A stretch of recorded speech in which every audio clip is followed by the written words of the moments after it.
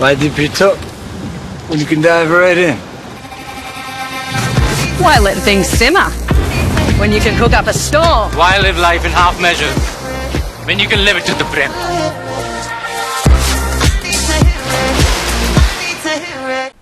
Vijaypal arrest పై deputy speaker Raghuramakrishnaraju స్పందించారు.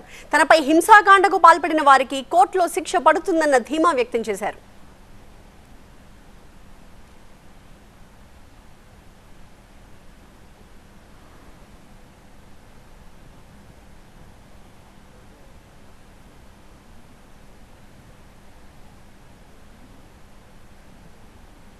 My demand through media అతనికి లుక్అవుట్ నోటీస్ ఇవ్వాలి.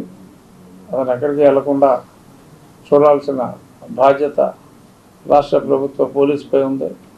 అదర్వైజ్ ఇప్పటికీ ఎన్నో వ్యాపారాలు ఉన్నాయి కాబట్టి మరి అతను పారిపోయే అవకాశాలు ఉన్నాయి కాబట్టి it's my appeal as an individual who had suffered.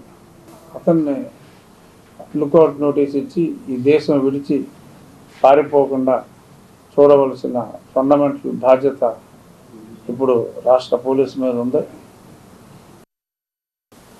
ఈ కాండలో మరి అప్పటి ముఖ్యమంత్రి